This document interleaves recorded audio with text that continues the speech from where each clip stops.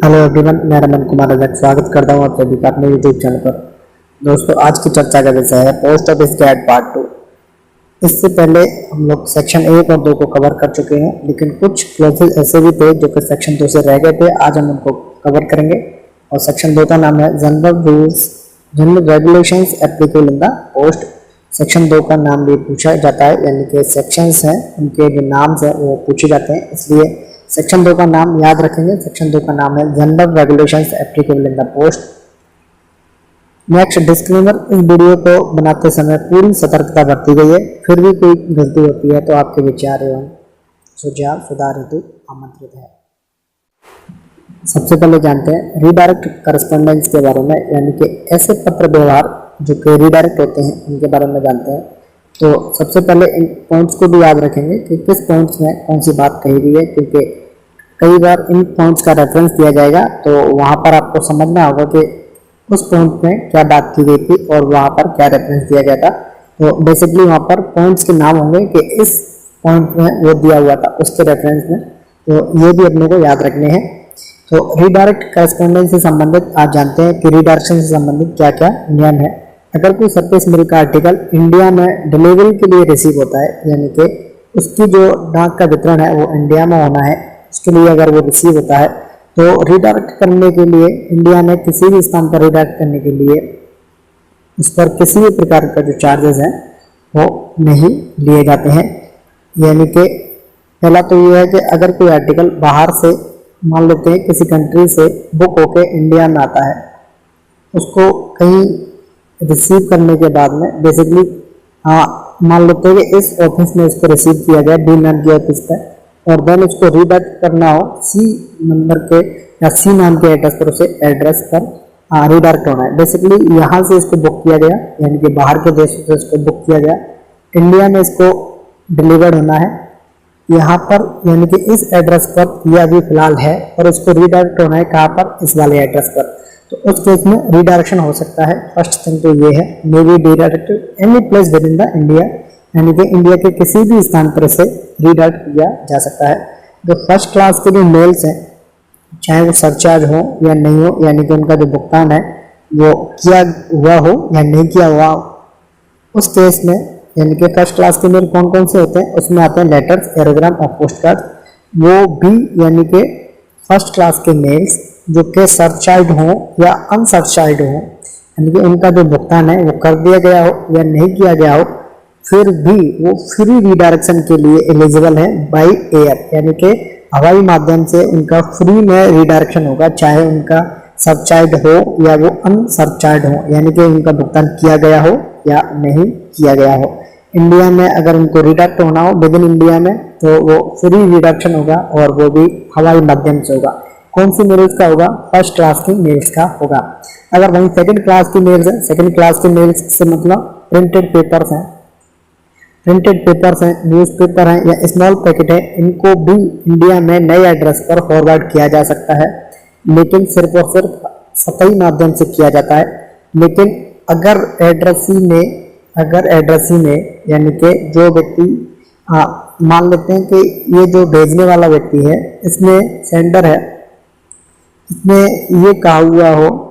इसमें रिटर्न में इंस्ट्रक्शंस दिए हुए हों कि अगर मेरी डाक रिडायरेक्ट होती है तो उनको बाई एयर ही रिडायरेक्ट होना है, तो उस केस में या फिर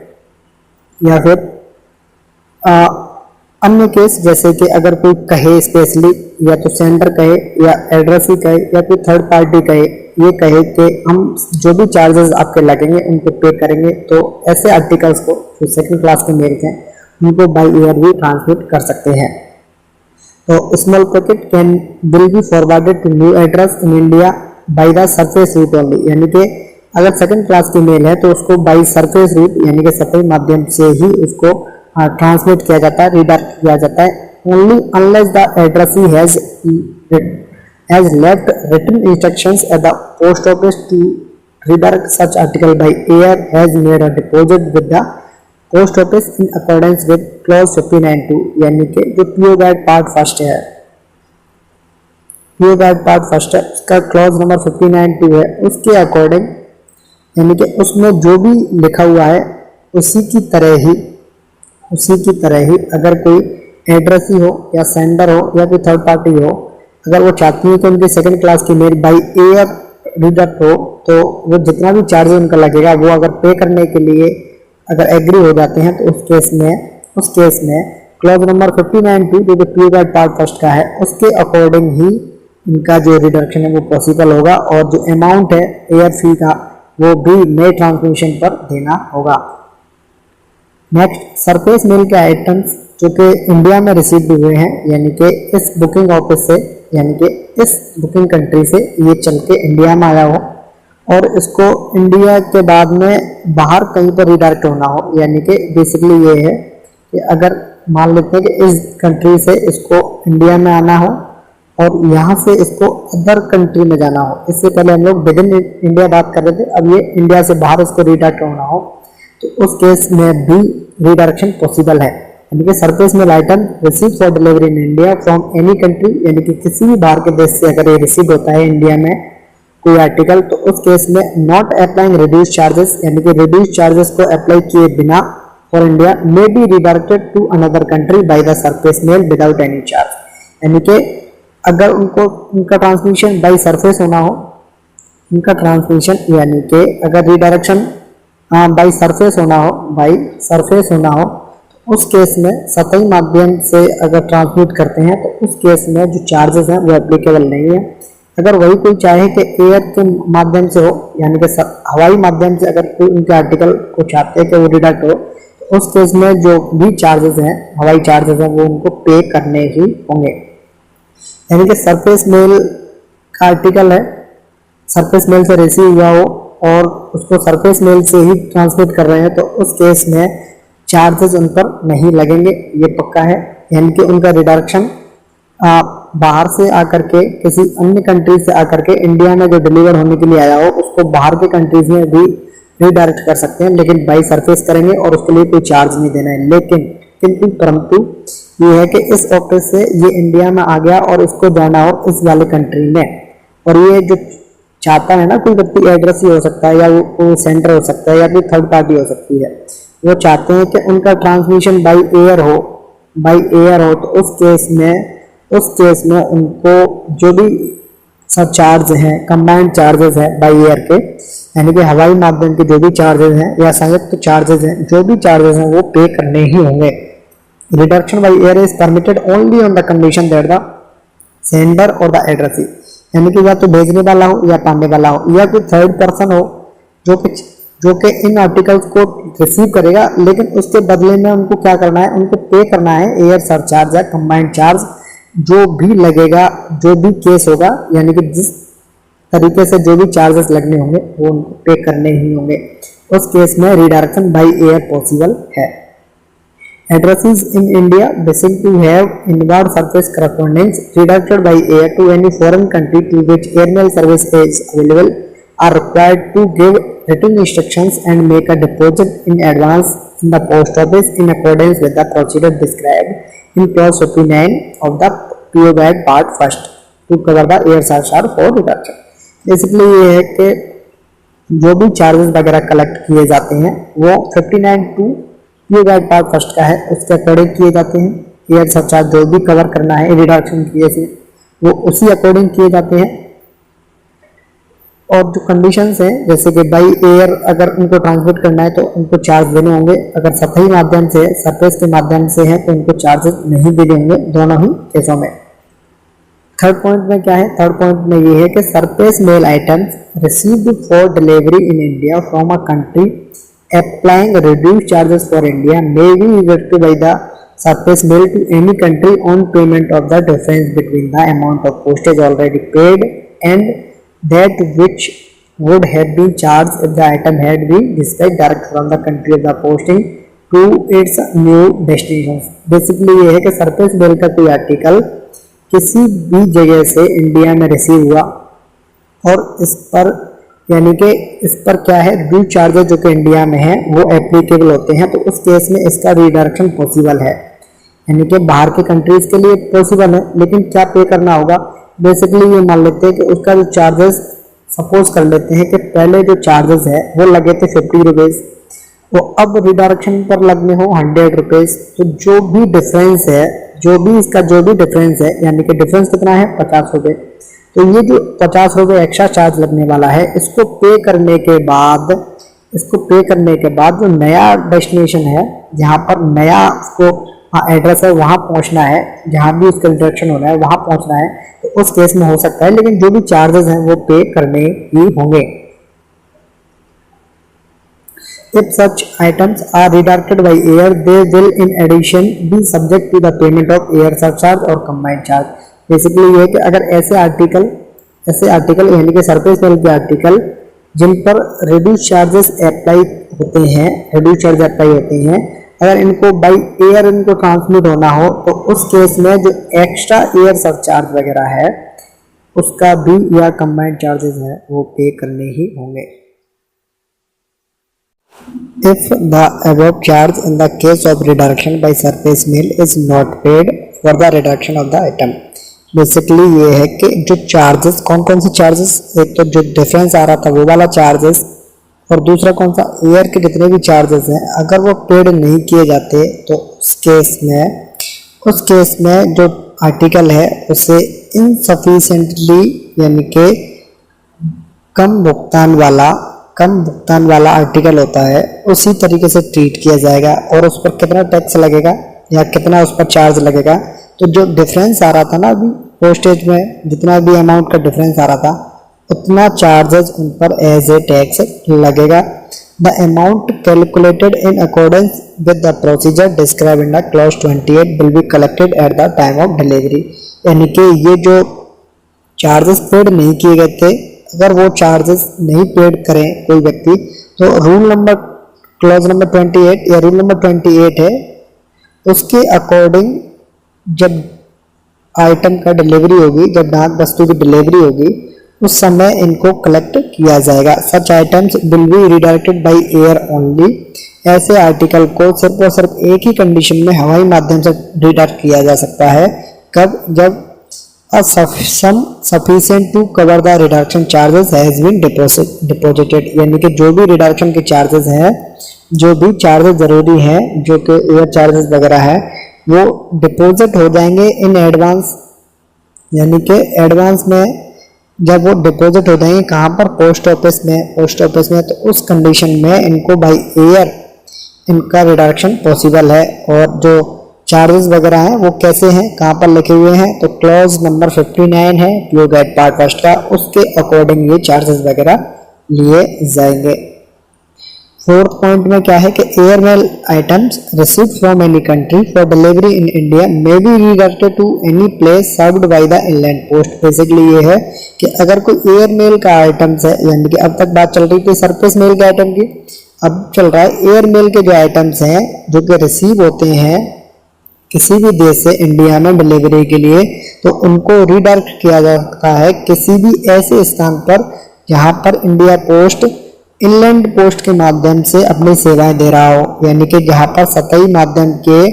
जो ट्रांसमिशन वगैरह अब इंडिया पोस्ट अगर कर रहा है, तो वहां पर एयर मेल के आइटम्स जो कि किसी अन्य कंट्री से रिसीव हुए हैं इंडिया में डिलीवरी होने के लिए, उनका रिडायरेक्शन पॉसिबल है। Such items will be treated in the manner stated in first above. यानी कि ऐसे आर्टिकल्स को, ऐसे आइटम्स को किस तरीके से इनके साथ में व्यवहार किया जाएगा, तो जो फर्स्ट नंबर का जो पॉइंट था उसके अकॉर्डिंग इनको ट्रीट किया जाएगा।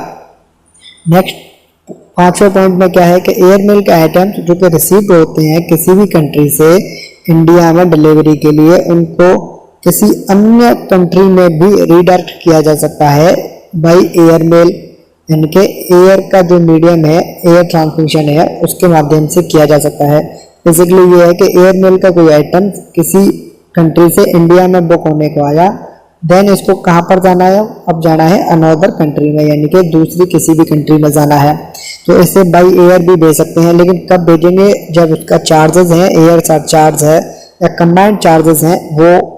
उनका भुगतान हो जाएगा, तब उनका रिडायरेक्शन बाई एयर पॉसिबल है। Such article are treated in manner prescribed in third above. यानी कि ऐसे जो आर्टिकल है, इनके साथ में किस तरीके से ट्रीटमेंट किया जाएगा? जो पॉइंट नंबर 3 था जो कि अभी हमने पढ़ा था उसके जैसे ही इन आर्टिकल्स को ट्रीट किया जाएगा।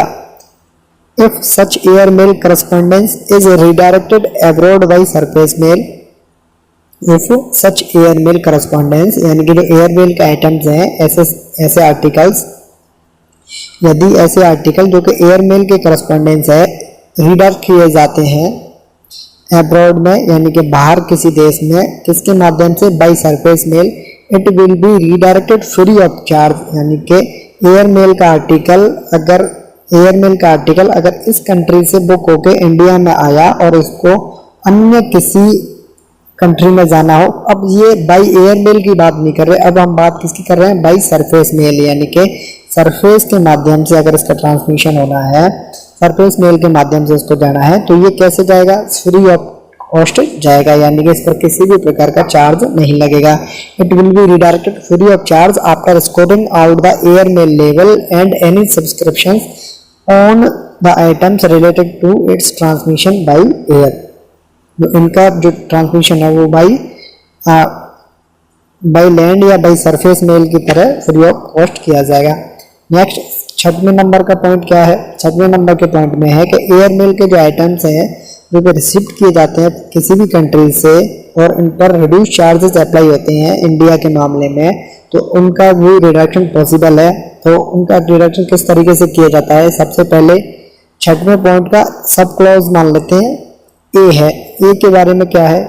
एक तरीका क्या है कि by surface mail on payment of the difference between the amount of postage, यानी कि excluding air surcharge already paid and that which would have been charged if the item had been dispatched originally to its new destination। Basically ये है कि surface mail का item, surface mail का कोई भी article ऐसा है by surface mail air surcharge को छोड़ने के बाद में अगर किसी पर चार्जेस जैसे कि पहले लगे थे 50, अभी कितना लग रहा है 100, तो अब जो बाकी का डिफरेंस है ना 50 का जो डिफरेंस है इसको पे करने के बाद में इसका रिडक्शन पॉसिबल है। If the above charges is not paid before the reduction of the item it will be treated as insufficiently paid to that extent and subjected to tax equal to the difference in postage and not double. Basically इसको हम पढ़ चुके हैं और इसमें भी क्या है, इसमें ये बताया है कि अगर रिडक्शन से पहले जो भी चार्जेस हैं उनको पेड नहीं किया जाता है तो उन्हें इनसफिशिएंट तरीके से इनसफिशिएंटली पेड आइटम्स की तरह उनको ट्रीटमेंट किया जाएगा और जो भी डिफरेंस था उसके बराबर में जो पोस्टेज है उसको कलेक्ट किया जाएगा। और जो अमाउंट का कलेक्शन है वो किस तरीके से दिया हुआ है, वो क्लॉज नंबर 28 में दिया हुआ है और वो डिलीवरी के टाइम पर इसको पे करना होगा। और बी पॉइंट क्या है कि by air mail on payment in addition to deficient postage of air surcharge और combined charge as the case may be from the India to the country of the new destination, such items will be redacted by air only where are sum sufficient to cover the reduction charges. Basically ये इसको भी हम लोग पढ़ चुके हैं कि clause number 59 है जो कि पीओ गाइड पार्ट फर्स्ट का है, उसके तरीके से ही ट्रीटमेंट किया जाएगा अगर कोई एयर मेल का आर्टिकल जिसका जो रिडक्शन है वो पॉसिबल है। लेकिन किस केस में, जब उनका जो भी चार्जेस है जैसे कि एयर चार्ज सरचार्ज है या कंबाइंड चार्जेस हैं, जो भी चार्जेस उन पर लगने हैं उनको एडवांस में डिपॉजिट करने पर पोस्ट ऑफिस में उनका रिडक्शन पॉसिबल है। इसको भी हम लोग पहले पढ़ चुके हैं। नेक्स्ट सेकंड पॉइंट क्या था, सेकंड पॉइंट है items originally posted for an address in India and duly prepaid according to the inland rate will on the direction of to a foreign country be treated in the manner state as items third and fourth of sub clause first above. Basically इसको भी अपन देख ही चुके हैं। और rule number 3 में क्या है कि in foreign countries the redirected corresponding is also treated in the manner similar to the that described above. यानी कि ये थोड़ा सा रिपीटेशन है पॉइंट्स में और बाकी हम लोग सब पैरा 1 2 4 5 6 सबको ही पढ़ चुके हैं। और फोर्थ पॉइंट में क्या है कि correspondence received in India after being redirected abroad will be subjected to the same procedure described above. Basically ये है कि जो पत्र व्यवहार इंडिया में रिसीव्ड होते हैं आफ्टर बीइंग रिडायरेक्टेड अब्रॉड, यानी कि बेसिकली ये है कि किसी देश से बुक होने के बाद इंडिया आए, इंडिया से उसको यहाँ पर रिडक्ट किया गया और देन ये दोबारा से फिर से आ जाते हैं, तो उस केस में उनके साथ में सेम तरीके से, यानी कि जिस तरीके से पहले प्रोसीजर था, जिस तरीके से रिडक्शन का प्रोसीजर पहले से था कि चार्जेस वगैरह उनको बाई ईयर ट्रांसमिट करेंगे तो लगेंगे, ये सेम प्रोसेस ही रहेगा। थोड़ा सा ये है रिपरेशन है। और जो नेक्स्ट क्लॉज है वो है अनडिलीवरेबल करस्पॉन्डेंस, यानी कि ऐसे पत्र व्यवहार जो कि वितरण योग्य ही नहीं है, तो उनके साथ में किस तरीके से ट्रीटमेंट किया जाएगा।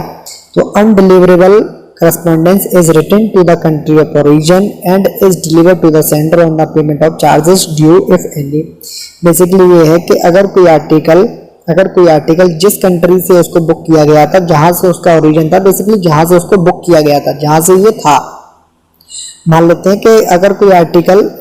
इंडिया से है और उसको अमेरिका में जाना हो, तो इसको मान लेते हैं कंट्री ऑफ ओरिजिन, यानी कि यहाँ का जो आर्टिकल है वो अमेरिका जाता है, तो ये इसकी होगी डेस्टिनेशन कंट्री और ये हो गया इसका कंट्री ऑफ ओरिजिन। बेसिकली ये है कि कंट्री ऑफ ओरिजिन में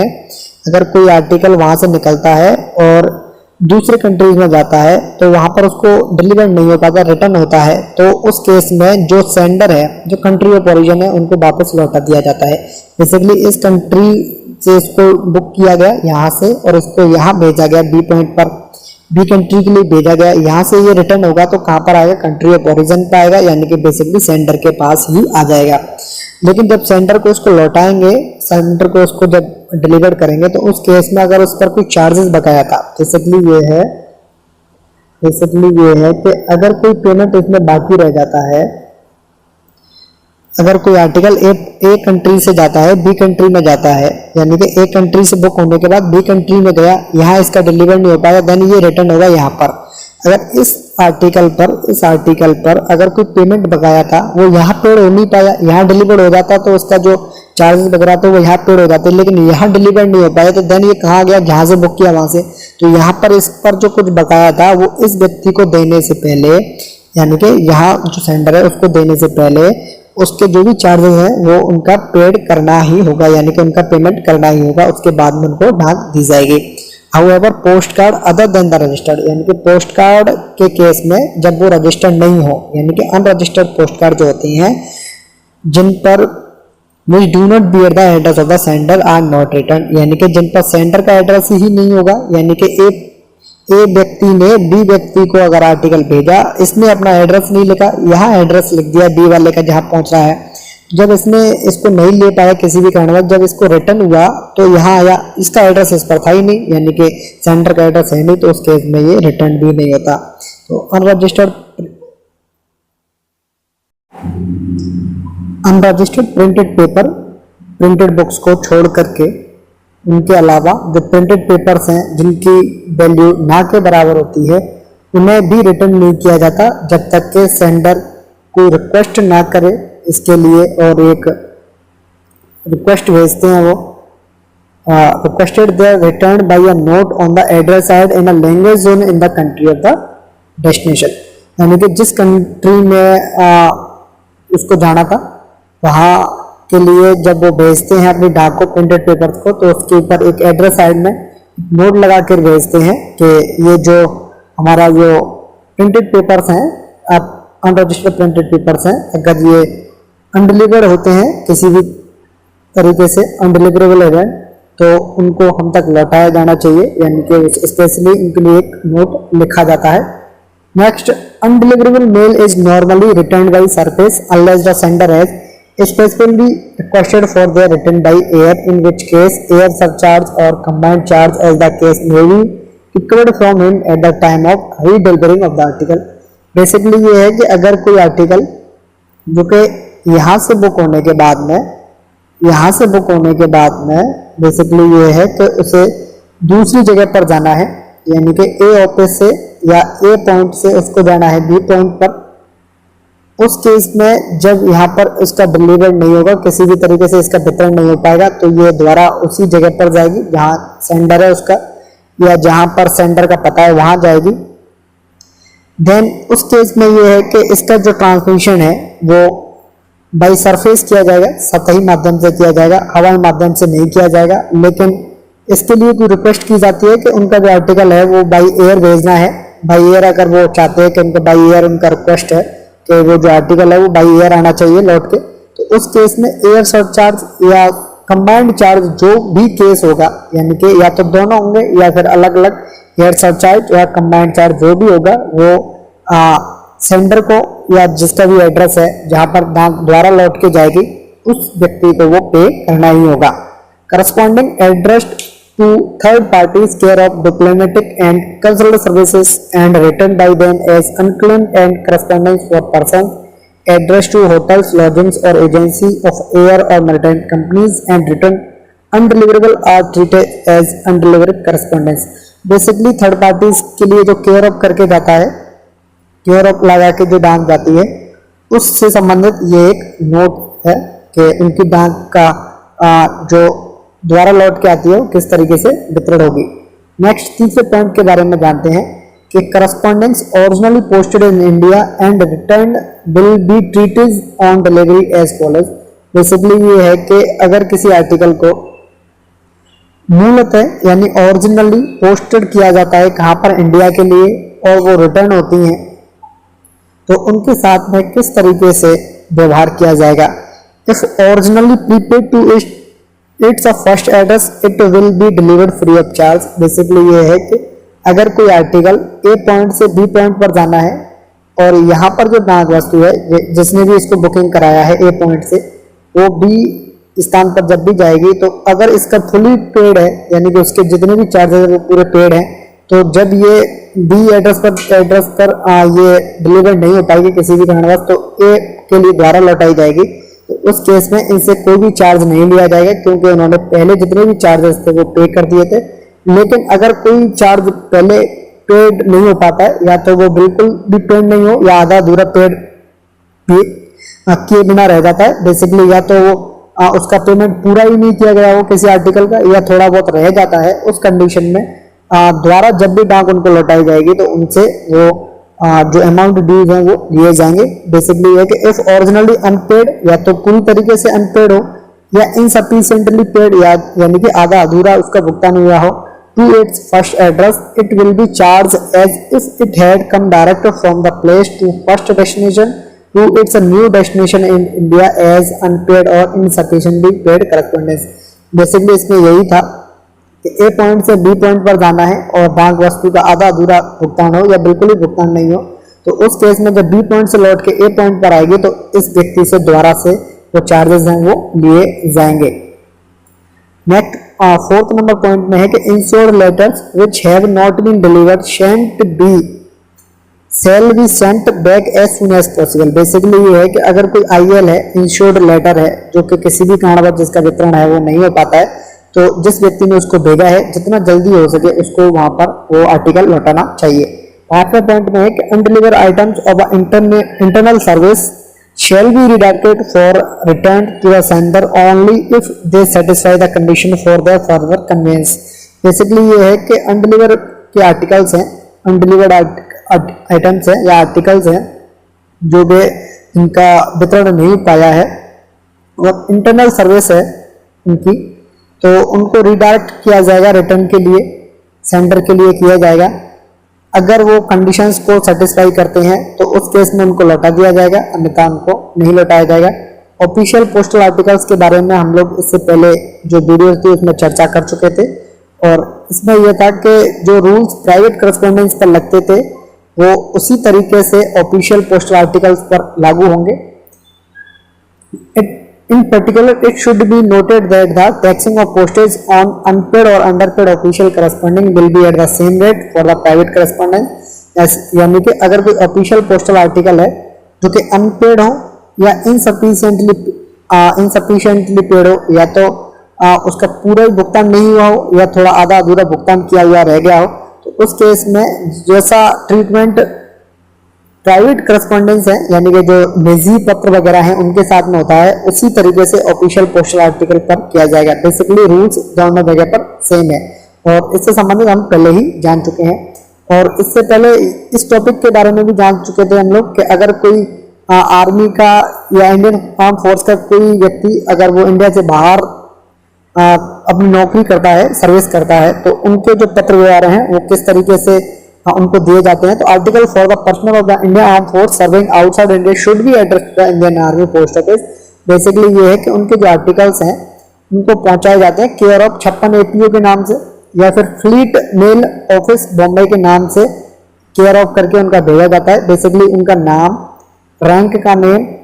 और अदर जो भी पर्टिकुलर्स हैं उनको भरने के साथ साथ में केयर ऑफ करके 56 एपीओ या फ्लीट मेल ऑफिस बॉम्बे भेजे जाते हैं। देन वो लोग क्या करते हैं, 56 एपीओ से या फ्लीट मेल ऑफिस बॉम्बे से वो उनके जिस तरीके से उनके आर्टिकल्स जाते हैं उनको उसी तरीके से वो उनको उन तक पहुंचाते हैं। बेसिकली पोस्ट ऑफिस का काम ये है कि यहाँ तक उनका पहुंचना चाहिए। Such article should be prepaid at inland rates and will be treated as inland article for all purposes। Basically ये है कि ऐसे जो आर्टिकल हैं उन पर जो रेट्स हैं वो इनलैंड रेट्स की लगती हैं, यानी कि जो घरेलू जो रेट्स हैं इंडिया में जो रेट्स हैं वही लगती हैं, बाहर फॉरेन कंट्रीज वाली नहीं लगती हैं, इंटरनेशनल वाली नहीं लगती हैं। और उनको पोस्टल चार्जेस से भी उनको छूट नहीं दी जाती है, यानी कि उन पर जितने भी पोस्टल चार्जेस हैं पोस्टेज के, रजिस्ट्रेशन के, वो सारे उनसे लिए जाते हैं। नेक्स्ट टॉपिक है custom declaration and other formalities connected with outward articles, यानी कि जो आर्टिकल्स आउटवर्ड हैं और उनसे संबंधित कस्टम डिक्लेरेशन या अदर जो भी फॉर्मेलिटीज है उनके बारे में जान लेते हैं। तो क्वेश्चन यहाँ से पूछा गया था कि जो लेटर पोस्ट के आर्टिकल है जिनमें कंटेनिंग ड्यूटेबल गुड्स हैं और स्मॉल पैकेट हैं उनको कस्टम डिक्लेरेशन के फॉर्म उनके साथ में अकम्पनीड होने ही चाहिए। और कस्टम डिक्लेरेशन के फॉर्म दो प्रकार के होते हैं। पहला होता है C1 जिसे ग्रीन कस्टम लेबल भी कहते हैं और दूसरा होता है C2 या CP3 जिन्हें डिटेल्ड डिक्लेरेशन फॉर्म कहते हैं। तो जो C1 का फॉर्म है वो basically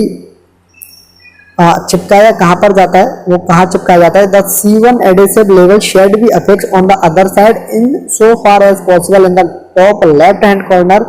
beneath the sender's name and address where these are given। Basically ये है कि उनको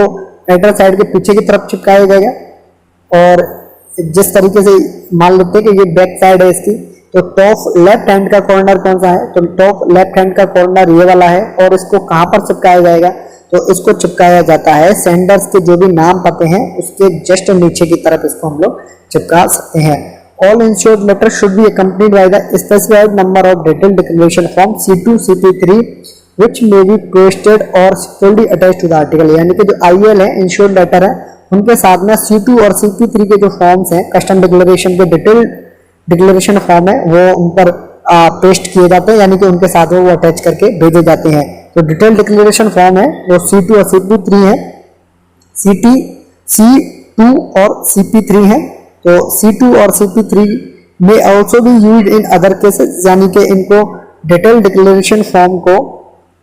अन्य जगह पर भी यूज कर सकते हैं। कहाँ पर यूज कर सकते हैं, if the sender so Dzire, यानी कि अगर जो प्राप्त भेजने वाला है, जो प्रेषक है, अगर वो चाहता है तो वो भी C2 और CP3 को यूज कर सकते हैं। बेसिकली इनकी जो कंडीशंस होती हैं कि C1 को कहाँ पर अटैच करना है, यानी कि किन के साथ में भेजना है, और C2 या CP3 को जो कि डिटेल डिक्लेरेशन फॉर्म है इनको कहाँ पर या किन कंडीशंस में अटैच करना है, ये इसके लिए कंडीशंस होती हैं। लेकिन C2 और CP3 को भी यूज कर सकते हैं अगर सेंडर अगर चाहता है, तो उसके लिए थोड़े से जो चार्जेस हैं वो पे करने होते हैं। इन the case of valuable article containing jewels, gold, currency notes etcetera, जहाँ पर कंपलसरी इंश्योरेंस होना जरूरी होता है, उस केस में अगर सेंडर चाहता है तो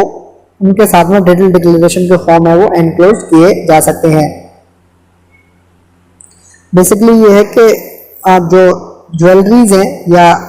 सोना है या सोने की कोई भी वस्तु है या करेंसी नोट्स वगैरह हैं जिनके इंश्योरेंस कंपलसरी होता है, यानी कि इनको इंश्योरेंस करके ही, इंश्योर करके ही भेजना चाहिए। उस केस में इनके साथ में अगर सेंडर चाहता है तो डिटेल डिक्लेरेशन का फॉर्म है वो एनक्लोज करके भेज सकते हैं। But in such cases the top part of the C1 green label which reads custom may be opened officially should be pasted on the article, यानी कि ऐसे केसेस में यानी कि C2 और CP3 तो भरा जा सकता है, डिटेल डिक्लेरेशन फॉर्म तो भरा जा सकता है,